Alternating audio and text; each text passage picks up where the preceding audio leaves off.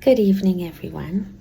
My children have just fallen asleep, and I read them the most lovely book about Halloween.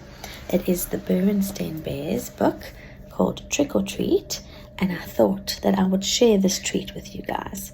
So I'm going to read it for you, and I hope you love it just as much as my Isabel and Nadav did. Berenstain Bears, Trick or Treat, by Stan and Jan Berenstain. The sights and sounds of autumn were all around as Mama Bear pushed her shopping cart along the path that led to the Bear family's treehouse. The trees and shrubs were ablaze with color. Farmer Ben's pumpkins stood bright orange in the October sun. The crows cawed noisily as they searched the stubble for bits of corn. Wild geese in great V formations honked high in the sky as they flew south.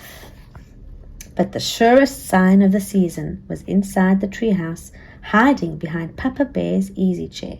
It was Brother Bear, waiting to try out his Halloween costume on Mama. It wasn't Halloween yet, but Brother and Sister couldn't wait to try on their new costumes. Sister was going to be a beautiful ballerina. "Well, what do you think?" she asked, taking the third position. "Shh," said Brother. "Mama's coming."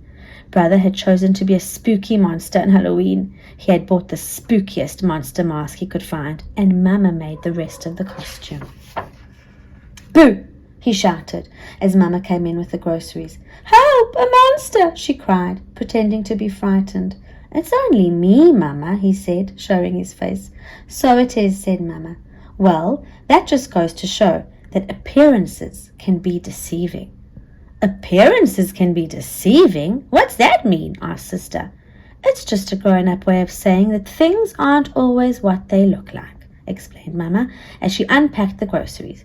"Look, goodies," said Brother. "Hands off, please," said Mama. "Those are for trick-or-treaters who come to our house tomorrow night."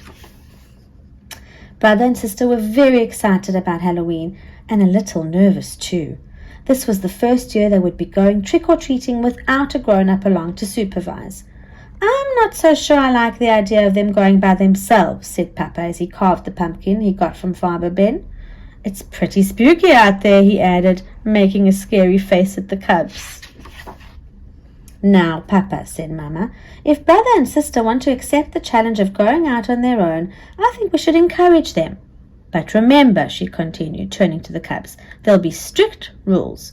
You'll stay in your own neighborhood and you won't eat any of the treats until you're back home." "Besides," said Brother, "we won't really be by ourselves. We made a trick-or-treat date with Cousin Freddie, Lizzie, and Queenie McBear." "There," said Papa, putting the finishing touches on the jack-o'-lantern. Then he lit a candle inside it and turned out all the lights. It was pretty scary. The next day, Brother and Sister began planning the trick-or-treat route they'd follow that night. Brother got a pencil and paper and made a map of the neighborhood. That way, he explained, they wouldn't miss anybody. "Let's see now," he said. "We'll stop at our houses first. Ours, Freddie's, Lizzie's, and Queenie's. Then we'll do Farmer Ben's and our sitters, Mrs. Grizzle." "Mrs. Grizzle for sure," agreed Sister. "She usually makes special Halloween cookies.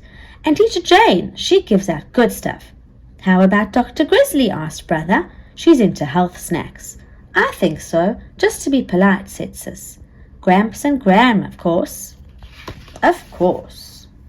"I'll tell you one place we are going to miss," said Brother, folding his map. "What place is that?" asked Sister. "That one," he answered, pointing out the window at the home of old Ms. McGriz. It was a spooky, twisted old treehouse in a thicket at the end of Crooked Lane. "We're definitely not going there," he added with a shiver.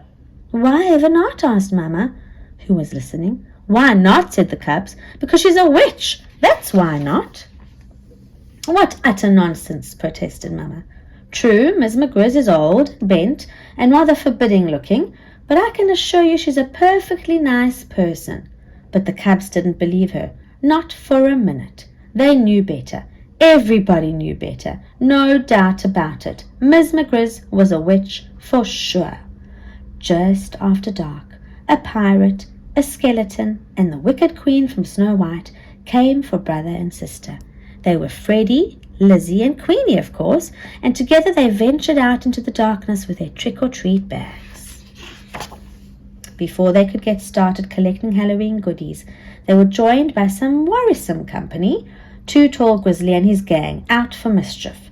Too Tall didn't waste any time trying to get Brother, Sister and their friends to go along with him and his gang. "Come on, we'll show you goody-goodies how to have some real Halloween fun," he said, pulling Brother along with him.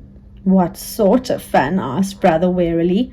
"Oh, you might say we're going to put the trick back in trick-or-treat," he said, chuckling. It was so dark that Brother and the others didn't notice where they were heading. "Hey," said Sister, "this is Crooked Lane." "That's right," said Too Tall. "We're going to play a few tricks on old Witch McGriz." What sort of tricks?" asked Brother. Her gnarled, twisted old treehouse loomed ahead. "First," whispered Too Tall, taking a roll of toilet paper from his jacket, "we'll decorate her house with a little of this. Then maybe we'll tie a few knots in her clothesline. Then smear some honey on her broomstick so she'll stick to it when she tries to fly." But before Too Tall and his gang could start their mischief, the front door opened, and a bright yellow light stabbed the darkness. And there in the doorway stood the frightening figure of old Miss McGriz. "Aha!" she said in a gravelly voice. "I'm ready for you." The terrified cubs into a cozy living room. To their great surprise, there was a big tray of beautiful candy apples, all prepared for Halloween visitors. "Mama was right," whispered Sister to Brother. "Miss McGriz really is a sweet, kind old person." The cubs thanked her for the beautiful apples and went about the rest of their trick-or-treat business. Later that evening, Brother and Sister were at home, looking over all the treats they had collected. The beautiful candy apples stood out, and Papa asked where they came from. "From Miss McGriz," answered Brother. "From that scary-looking old lady that lives down Crooked Lane?" said Papa. "That's right," said Brother, taking a delicious bite of his candy apple. "You must really try to remember, Papa," said Sister, giving her apple a little lick. "Appearances can be quite deceiving." The end.